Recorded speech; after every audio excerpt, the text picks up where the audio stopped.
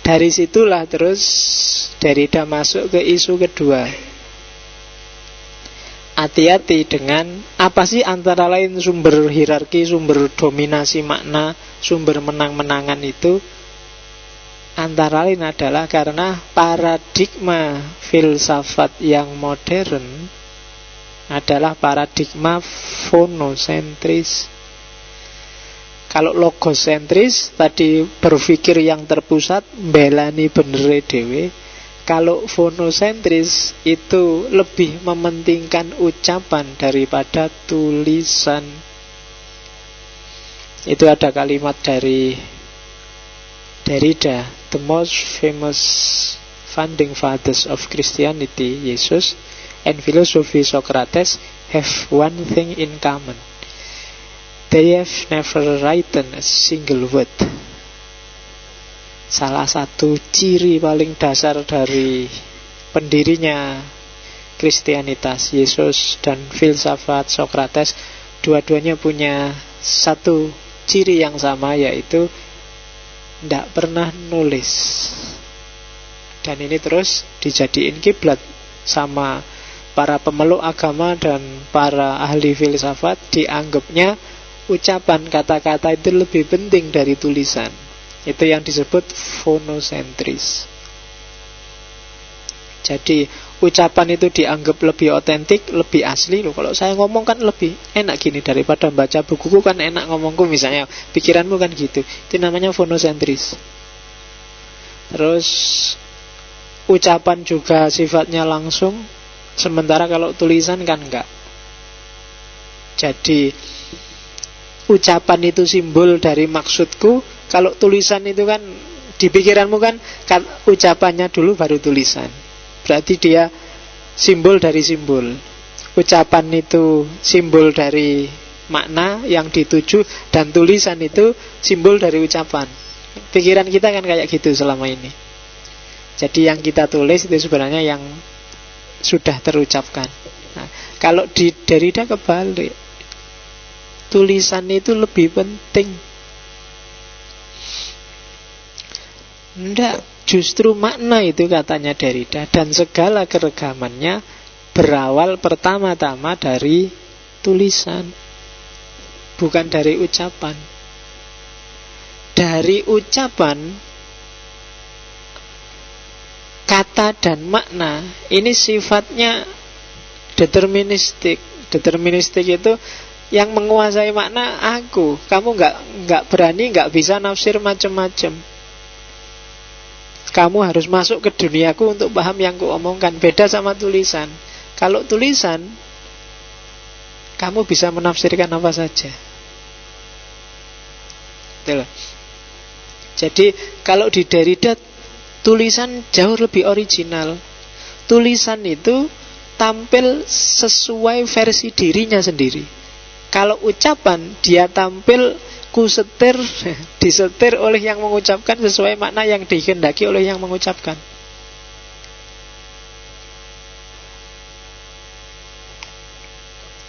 Ini teks namanya minum.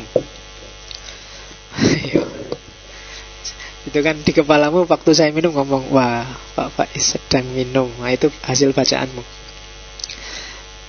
Nah, tulisan kembali ke sini.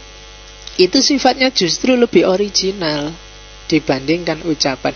Begitu kamu ketemu tulisan, kamu ketemu 1001 alternatif makna. Kenapa? Karena saat itu tulisan tampil sebagai dirinya sendiri.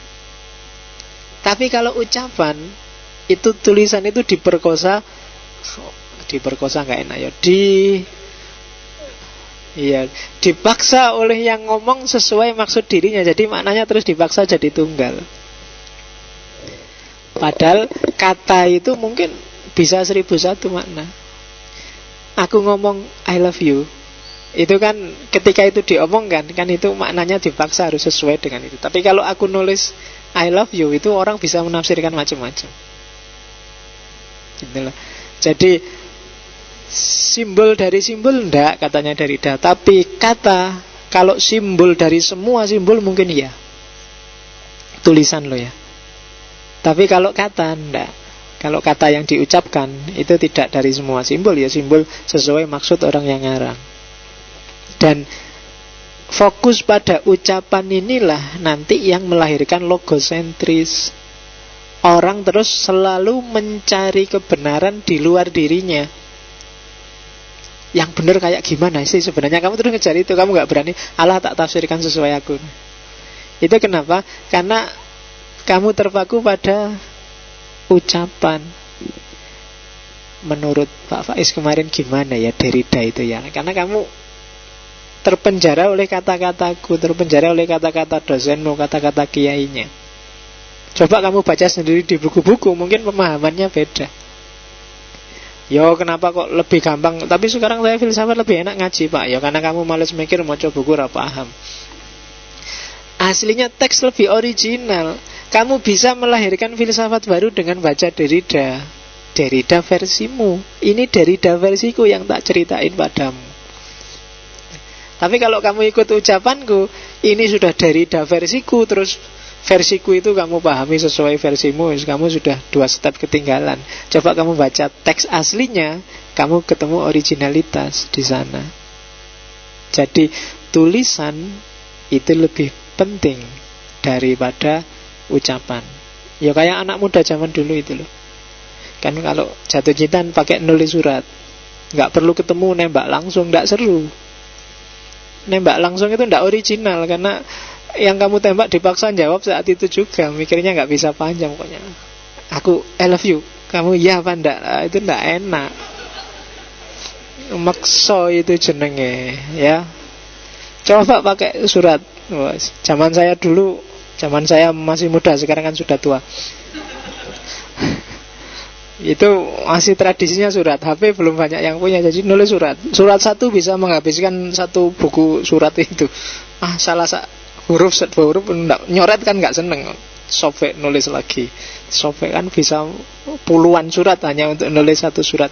Meskipun kadang-kadang juga nggak dibalas sama yang baca. Tapi kan indah kan. Tapi bisa kalimatnya itu kan bisa pakai istilah deh, ih, sih, itu kan khas. Gimana kabarnya ya? Aku biasa aja deh, gitu. Iya sih, gitu. Itu kan kalimat-kalimat yang zaman dulu. Oke, tulisan lebih otentik. Oke ya. Lahirnya ribuan tafsir dari Quran itu pasti dasarnya Al-Quran yang mushaf, yang tertulis. Bukan fatwa kata-kata, bukan ucapan. Karena ada originalitasnya. Itulah. Coba ya misalnya kalian lihat tulisan, mungkin pun maksudnya bukan ke sana, tapi orang bisa ke sana. Mungkin pernah tak ceritain ya, saya pernah sholat, ada mahasiswa depanku sholat, jadi pakai kaos jolek, sudah sobek, terus sobeknya itu dilingkari pakai spidol, dikasih tulisan kecil, bedah rek, gitu. Iya, jadi kayak gitu, bedah rek, terus maaf ya bedah, gitu. Jadi lagi sholat kan gak konsentrasi moco makna itu. Dia tidak membayangkan bahwa ketika dia nulis itu dia bisa ngerusak sholatnya orang lain. Itu kan makna dariku jadi beda lagi. Itu kan original teksnya. Coba kalau dia cuma ngomong maaf ya Pak, ini kaosnya agak beda, itu beda kesannya. Tapi karena tulisan jadi original, improvisasi orang bisa kemana-mana. Gitu loh. Kan kadang-kadang ada kan yang depannya sholat ada di kaosnya gambar Soekarno, terus akhirnya jadi waktu sholat mau coba proklamasi, kita proklamasi, ya kan. Jadi teks lebih original, dia lebih dulu daripada ucapan. Karena dalam tulisan, teks tampil sebagai dirinya sendiri yang punya jutaan alternatif makna. Maknanya gak cuma satu.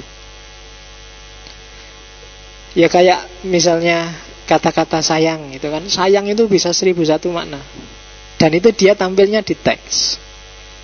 Makanya kamu baca buku itu kan kadang-kadang lebih enjoy, lebih nikmat daripada nonton film.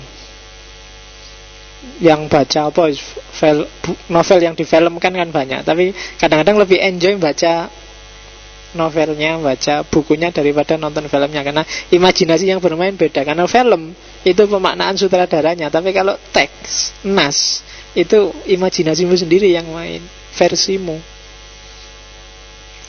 Nanti kalau di Paul Ricoeur mungkin ada tambahan termasuk yang pendengaran. Oke, jadi simbol dari simbol. Termasuk yang dibahas oleh Derrida adalah identity and difference. Ya termasuk identity dan different itu secara bahasa kan didengarkannya itu mirip. Different dan different. Jadi different itu bahasa Inggris, different itu bahasa Perancis. Dua istilah yang kalau diucapkan, didengarkan itu seolah-olah sama, tapi maksudnya beda. Banyak yang kayak gini. Makanya tulisan lebih penting. Kayak di TV itu loh, ada iklan buat anak kok coba-coba.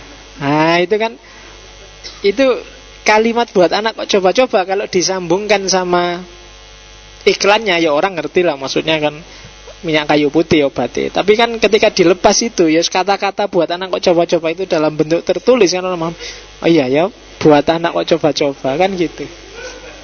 Nggak boleh, harus serius maksudnya gitu.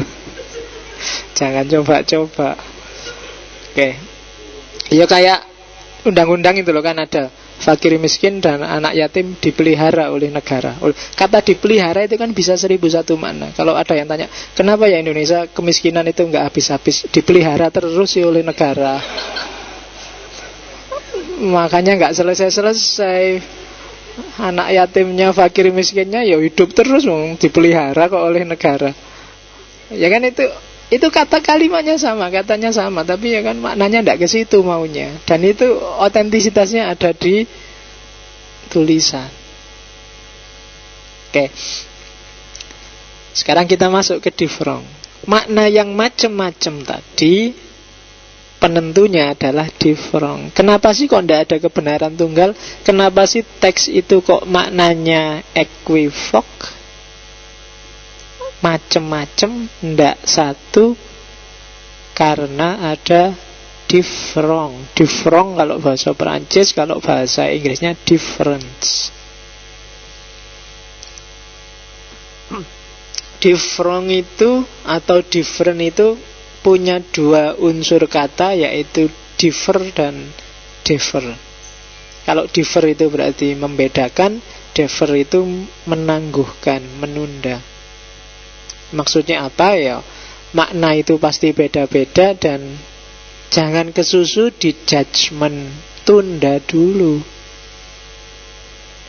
Karena makna sesuatu itu tidak tergantung pada pernyataan dan bendanya, tapi tergantung kita tarik kemana.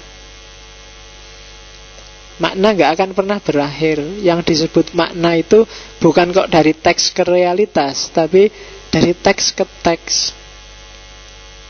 Itu misalnya tak kasih contoh unta. Meskipun di banyak buku contohnya anjing, karena ini di masjid ya tak ganti unta lah. Iya.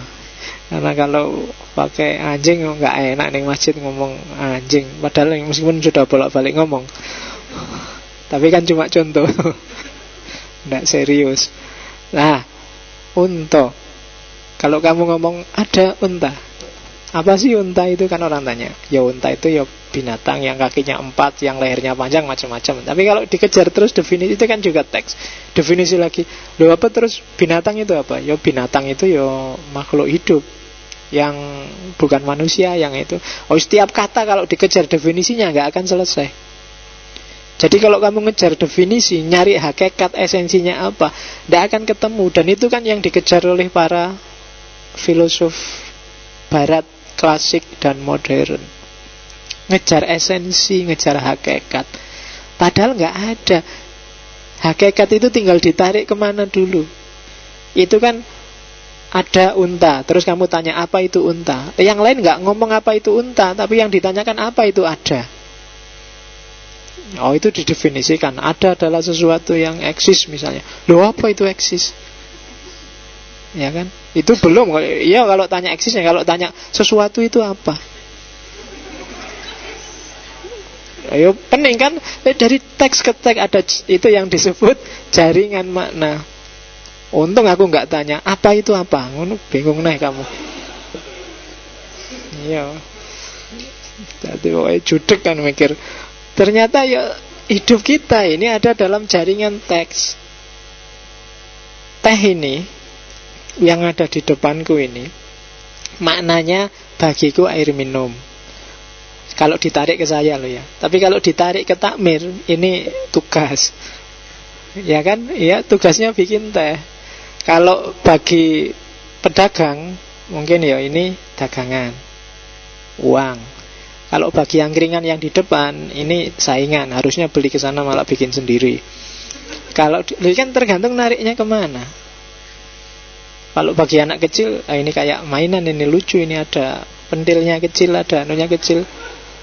Ya kan? Ya saya ngomong pentil yo equivoc itu ndak ke situ terus yo macam-macam lah pikiran. Iya, pikiranmu ke situ terus. Referensinya yang agak luas. Kamu ya kayak jadi makna ndak tuh yang membedakan ini adalah minuman, ini adalah tugas, ini adalah dagangan. Itu yang disebut difference. Itu yang jadi sumber bahwa makna itu ternyata tidak tunggal, tapi plural. Tegel ini sama loh, antara tegelnya masjid, tegelnya Cosmo, tegelnya WC misalnya, kan sama-sama pakai tegel kayak gini. Cuma kalau di WC kamu malah nyari-nyari sandal untuk masuk, tapi di masjid kamu ngelepas sandal. Itu lahirnya dari mana? Dari makna yang kamu letakkan pada tegelnya masjid dan tegelnya WC. Yang ngasih makna ya kamu. Kenapa? Karena kamu tarik ini, kamu hubungkan ini sama ketuhanan, kamu hubungkan ini sama sakralitas agama, kamu tarik ke sana. Tapi polisi yang ngejar demonstran, dia tidak mikir ini sebagai tempat ibadah, tapi dia memaknainya sebagai tempat sembunyinya anak-anak yang baru demo. Maka dia naik. Kan problemnya di situ, problem pemaknaan. Kalau ada yang marah-marah, nek polisi ini ngerti Derrida, loh itu kan maknanya equivoc. Ya kan? Yang masjid atau bukan masjid kan tergantung kita memposisikannya. Kamar kos kita, tempat kita sholat tiap hari kan juga bisa dipakai masjid, disebut masjid. Meskipun habis sholat kita gaple di situ. Tapi kan kita sempat sholat di situ ya, tempatnya sujud, bahasa Arabnya kan masjid. Nah, jadi kenapa bisa begitu? Karena ada different. Filsafat Barat selama ini mengabaikan different ini, mengabaikan perbedaan ini, dianggapnya ada hakikat, ada makna satu yang tunggal, terus semua berlomba-lomba mengejar itu. Dan diakui apa enggak, ternyata kok terus hasilnya beda-beda. Ya karena memang makna itu macam-macam. Kan menemukan yang lain, Hegel menemukan yang lain, Marx menemukan yang berbeda. Karena memang realitas yang dibaca mungkin sama, tapi cara mereka menarik hubungan dengan realitas itu dipengaruhi oleh different macam-macam. Itu tak kasih contoh hati. Itu kan kamu menariknya kemana? Hati ya bisa jantung, bisa bermakna merah. Hati yang di situ bisa bermakna, oh itu pola pak, oh itu cinta pak, oh itu bangunan matematika pak. Barangnya cuma kayak gitu. Itu kan kayak bendera merah putih itu loh. Bendera merah putih itu ya, kalau bendera merah artinya berani, lawannya lampu merah. Kalau lampu merah dia tidak berarti berani, tapi berarti berhenti. Merahnya sama, tapi yang di bendera disebut berani, yang di lampu bangjo disebut berhenti. Putih juga begitu, di bendera kamu sebut suci, tapi begitu kamu kalah tinju disebut nyerah. Tinju kan kalau kamu ngasih anduk putih kan nyerah. Jadi begitu salah menempatkan, oh Indonesia itu benderanya merah putih, merah berarti berhenti, putih berarti nyerah pak. Itu yang bikin Indonesia nggak maju-maju sampai hari ini itu Pak. Karena dia berhenti dan menyerah. Itu urusannya makna. Wong itu cuma kain berwarna merah kan itu aja. Cuma kamu tarik dia sesuai kepentinganmu masing-masing. Maka makna selalu equivok. Kenapa? Ada differongnya masing-masing. Ada pembedanya. Oke. Nah, oleh karena itu, perhatikanlah di setiap teks yang kamu baca tracesnya. Trace itu jejaknya. Setiap teks yang kamu baca itu sebenarnya di dalamnya ada banyak sekali jejak. Ya kayak tadi nih loh. Dari barang yang bentuknya hati warnanya merah, itu kan ada banyak sekali jejak. Sehingga bisa kamu, oh itu jantung Pak, oh itu cinta Pak, oh itu merah Pak, oh itu pola Pak, oh itu bangun matematika Pak, oh itu cetakannya kue Pak, oh itu. Kenapa? Memang ada jejak itu di situ. Itu yang disebut trace. Jadi trace itu tanda yang ada, mestinya wong tanda, tapi dia merujuk apa yang tidak ada di tanda itu. Dia tidak tampil, dia tidak hadir, tapi dihadirkan oleh tanda itu. Kalau metafisika kehadiran, tidak memperhatikan trace. Yang dilihat hanya kehadiran. Teh ya hadirnya teh ini. Dia tidak melihat bahwa teh ini menghadirkan kebutuhan minum, teh ini menghadirkan kewajiban bikin teh, teh ini menghadirkan barang dagangan. Jadi di satu benda yang namanya teh ini ada banyak sekali jejak. Bahkan tutupnya teh yang tadi tidak sebut itu kan bagi kamu ini juga ada jejak itu tadi. Ya, ketika saya ngomong lo ini lo tutupnya lucu ada pentilnya, nah itu kan bagi kamu, ya Pak, kok tak sebut pentil, mungkin ada jejak di sana yang bisa orang terus mengarahkan kesimpulannya ke sana. Jadi itu yang disebut trace. Ya jejak itu berarti di dalam ini. Jadi jejak itu enggak selalu harus sifatnya positif. Sifatnya negatif pun juga begitu. Misalnya ada orang yang sangat benci dengan teh, itu kan sifatnya negatif jejak teh. Jadi teh bagi dia adalah jejak karena dia punya penyakit diabetes maka, dan teh ini manis maka teh ini adalah jejak dari penyakit diabetes. Jangan banyak minum teh, ya kan? Pemahamannya beda. Kenapa? Karena memang dia punya jejak ke sana. Kumis adalah jejak dari apa ya kumis itu? Apa yang dihadirkan oleh kumis kira-kira?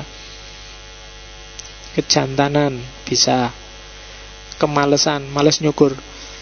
Terus ke lah ya kan? Lu ada kan jejak ke sana.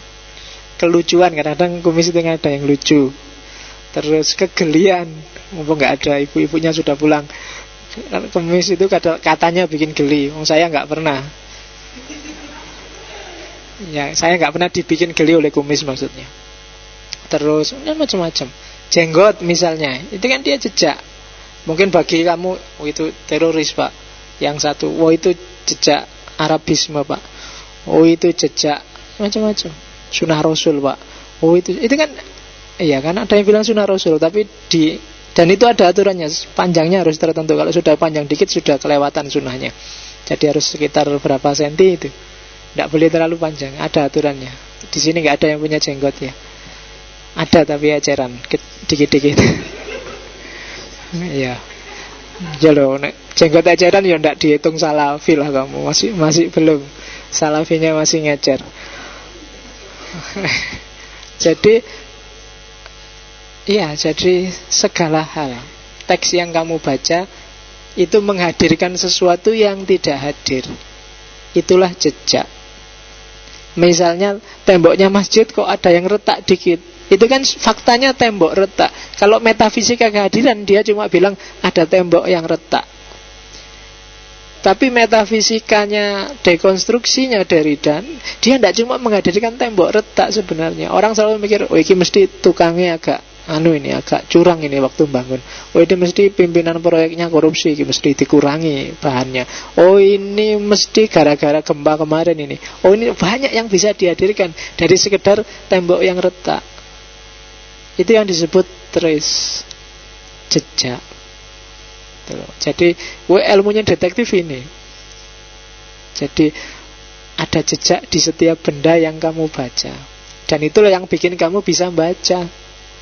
Kalau nggak ada jejaknya sama sekali, kamu nggak bisa baca. Kenapa kamu bilang ini air minum untuk minum? Karena kamu membaca jejak yang bagian itu. Kamu membaca, oh iya ya ini dipakai untuk minum biasanya kan gitu. Anak kecil yang belum minum di gelas pakainya dot, dia nggak ngerti kalau ini minum. Mungkin dianggap mainan. Jadi itu trace. Ya jejak itulah nanti yang jadi sumbernya different. Sumbernya beda-beda. Ya jejak itu nanti yang dilacak dari jejak itu antara lain yang disebut aporia.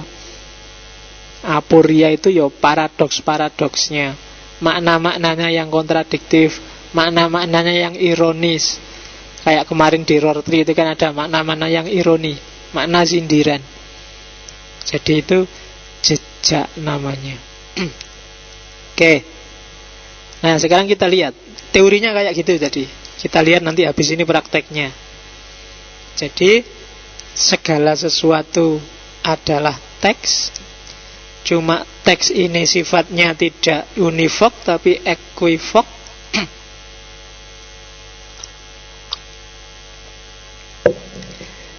Dan makna itu lahir karena difrong. Dan adanya difrong karena ada jejak.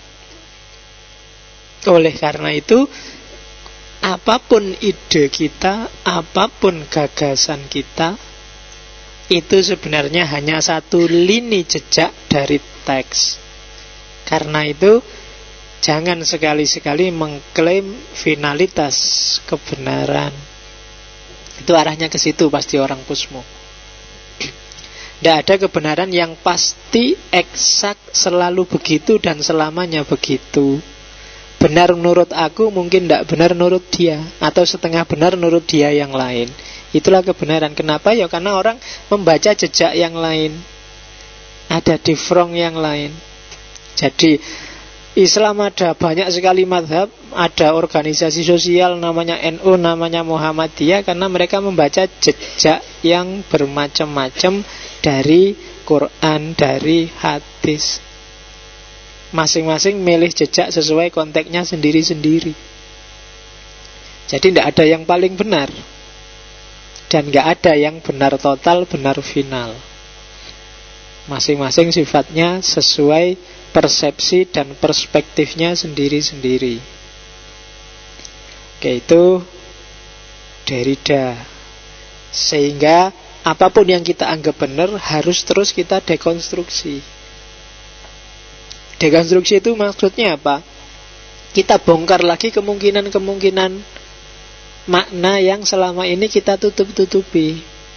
Itu nanti yang disebut lamponsi dan lamponsable. Lamponsi itu yang tidak terfikir, lamponsable itu yang tidak terfikirkan.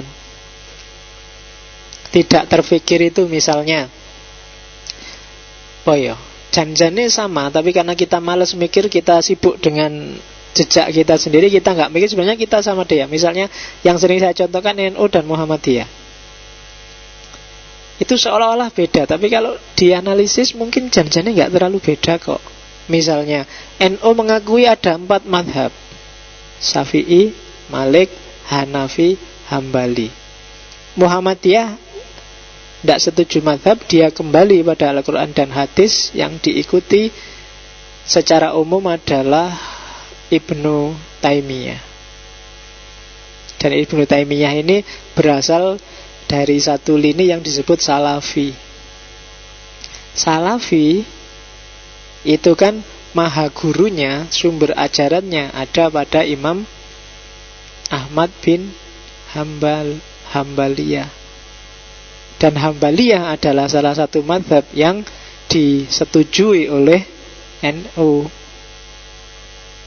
Jadi kalau orang NU kok ngeritik Muhammadiyah, dia tidak konsisten. Jadi ini mau setuju Hambali. Kalau setuju Hambali harusnya setuju dengan praktek Muhammadiyah. Muhammadiyah juga begitu. Kalau dia nganggap NU itu kan bukan kita. Loh bukan kita gimana wong? Podo prakteknya. Nah itu namanya lampun. Selama ini nggak dipikir, jan-jane ya jurusannya podo. Cuma karena kita sibuk dengan lini kita sendiri, terus kita nganggepnya beda. Apalagi kebanyakan NU dan Muhammadiyah itu tidak serius, tidak ngerti NU, kenapa NU dan apa isinya NU. Yang Muhammadiyah juga gitu. Akhirnya terus gegeran ra jelas karepe. Itu yang harus didekonstruksi katanya Derrida. Ada yang tidak terfikir, dan ada juga yang tidak terfikirkan. Tidak terfikirkan itu seandainya dipikir kan mungkin susah disambung-sambungkan. Misalnya Sunni sama Syiah. Ada beberapa prinsip paling dasar yang susah ini kalau digadukkan. Tapi bukan berarti tidak bisa, tapi ya iso, tapi susah. Itu lamponsable. Bisa diadaptasi sebenarnya bisa, cuma kalau diambil begitu saja agak susah. Itu lamponsable. Kalau lamponsi yang tidak terfikir, bisa lah kamu. Sebenarnya kita sama, nggak perlu diubah apa-apa, kita sudah sama kok. Nah, itu cara berpikir model dekonstruksi. Jadi jangan ada satu pun pikiranmu yang kamu berhalakan. Pikirannya Derrida ini nanti yang dipinjam oleh Arkun untuk menjelaskan kondisi umat Islam saat ini. Jadi umat Islam saat ini itu yang disakralkan bukan Islamnya, tapi pikirannya sendiri yang diberhalakan. Itu yang dia sebut sebagai takdisul afkar ad-diniyah, sakralisasi pemikiran keagamaan. Jadi kamu sucikan sendiri pendapatmu dan kamu sembah-sembah sendiri, kamu berhalakan pikiranmu sendiri. Itu yang terjadi di dunia Islam. Kenapa kamu nggak mau dekonstruksi, nggak mau melihat ada banyak kemungkinan makna selain makna yang kamu anggap benar? Itu Derrida. Ini contoh aplikasinya. Misalnya untuk kasus keadilan, konsep keadilan.